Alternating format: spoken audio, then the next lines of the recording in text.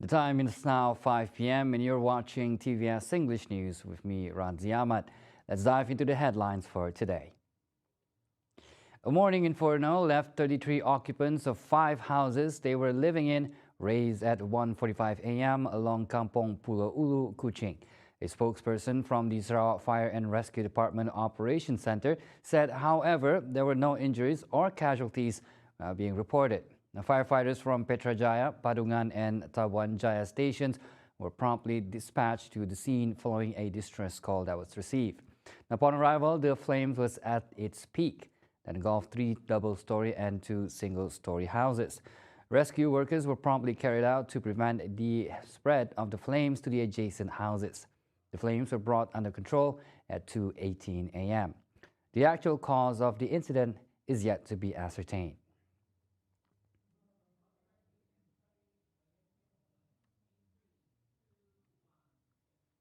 Malaysia seeks a constructive and pragmatic approach to improve the human rights situation at home.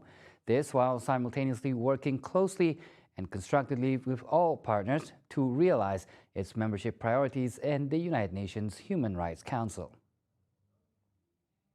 Foreign Minister Datuk Sri Zamri Abdul Kadir said Malaysia will also undertake a human rights-based approach in accordance with its national laws, international human rights obligations and sustainable development goals. He added that this is in the heart of Malaysia's membership in the Human Rights Council for the 2022 to 2024 term. Zamri said this in his opening remarks during the Human Rights Day Forum 2022 held today. He further added that at the national level, the government is currently looking at resolving the amendments to the Persons with Disabilities Act 20 and pursuing robust policies to achieve gender equality and promote women's rights, while empowering and better equip the young people with the necessary skills and expertise to face the competitive working world.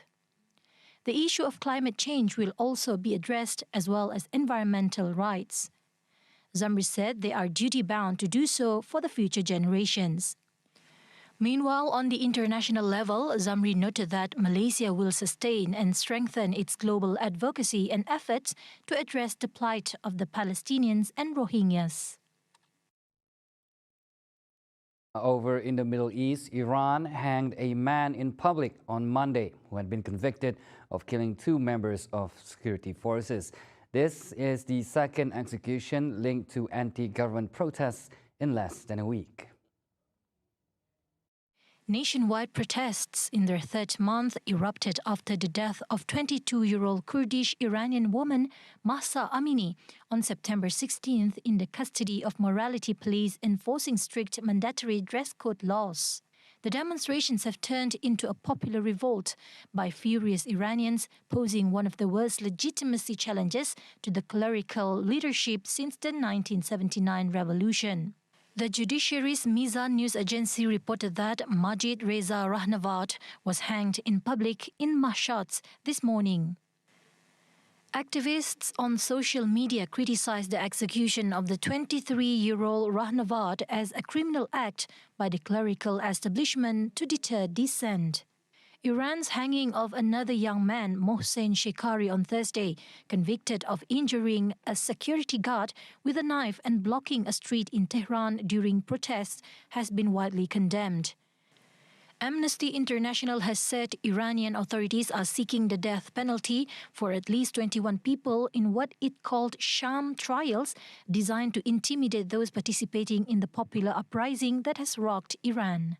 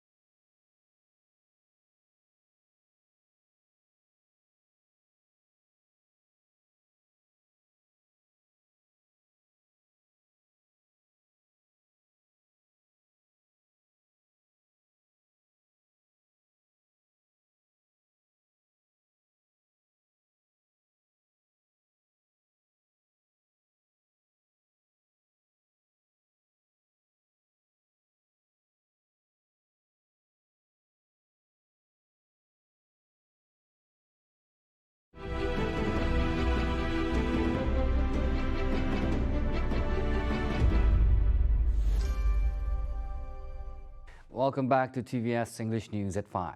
To meet the world's demand for cleaner energy, Sarawak will be focusing on developing and implementing technologies across the value chain, which includes collaborative efforts with other countries.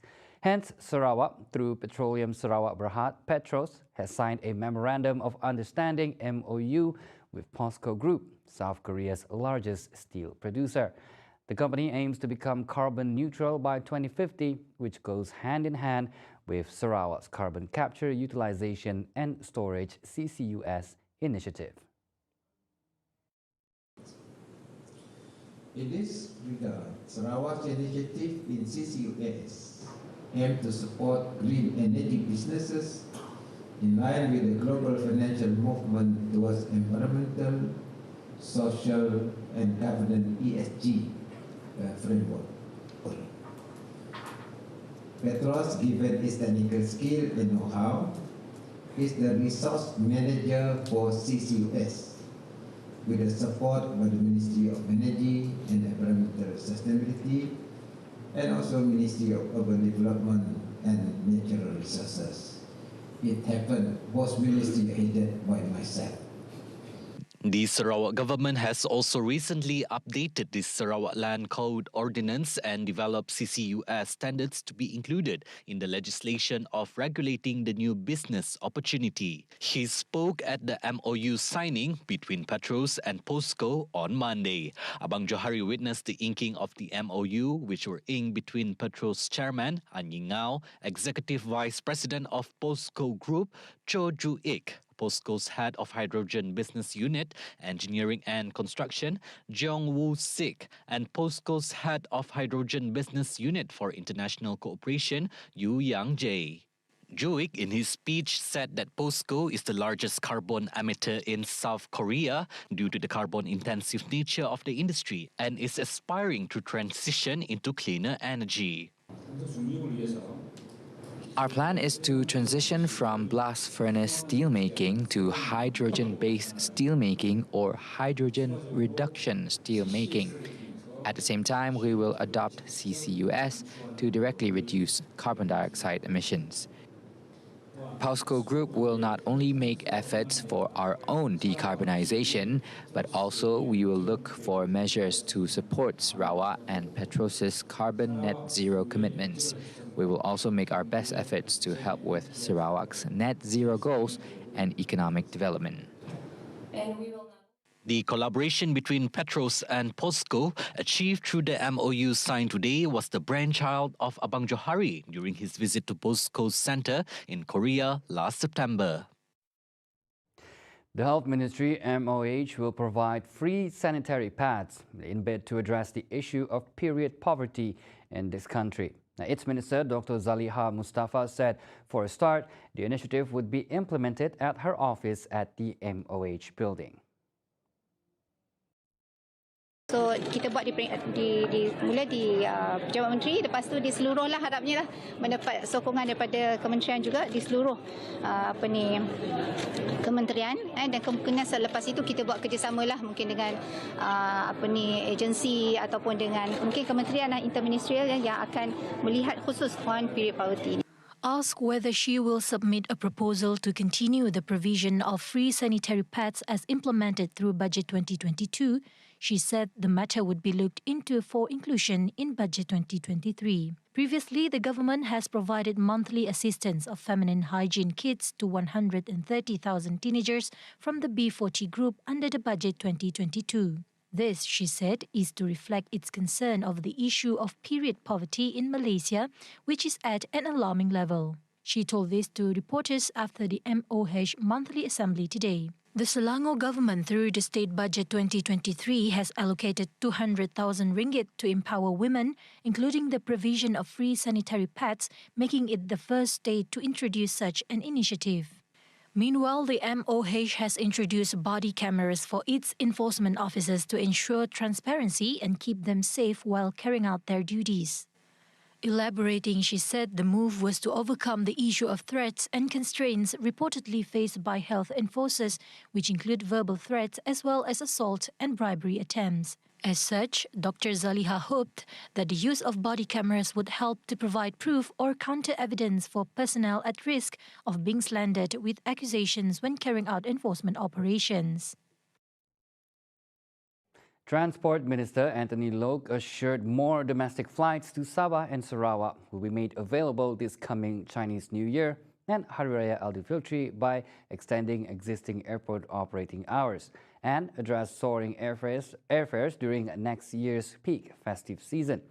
Loke revealed that he had discussed this with the Chief Executive of the Civil Aviation Authority of Malaysia, CAAM, to ensure all air traffic towers and airports operate beyond their stipulated hours or past midnight to allow airline operators to operate additional flights on top of their scheduled flights during this period. CAAM telah pun memberikan komitmen kepada saya, ini akan dibuka dalam musim perayaan, iaitu seminggu sebelum Tahun Baru Cina dan juga selepas Tahun Baru Cina dan juga untuk musim-musim perayaan yang lain, termasuklah Hari Raya Aidilfitri dan sebagainya. He told reporters on Monday, December 12, after a working visit to the Kuala Lumpur Air Traffic Control Centre complex. Loke further stressed that additional flights will result in lower airfares based on the dynamic pricing concept of the aviation industry. Saya menyeru semua syarikat penerbangan untuk menambah flight. Kerana dengan adanya penambahan flights, maka harga tiket kapal terbang dapat diturunkan. Sebab ini sesuatu yang agak logik. Kalau tak ada tambahan flight, penawaran kurang daripada permintaan ataupun demand more than supply, sudah tentunya dynamic pricing semua syarikat airline akan menyebabkan harga tiket kapal terbang meningkat. Tetapi dengan adanya penambahan penawaran, additional supply, dan kita harap dapat satu equilibrium dan itu akan merendahkan harga-harga tiket kapal terbang kita. He said this move was in tandem with his general election campaign promise last month in Sibu, Sarawak. See the world closer with TVS as we bring you the latest news updates both locally and internationally. More headlines anytime at tvstv.my or follow us on our social media. Now, those were the updates on TVS News at 5. I am Radzi Ahmad. Thank you for watching, as always.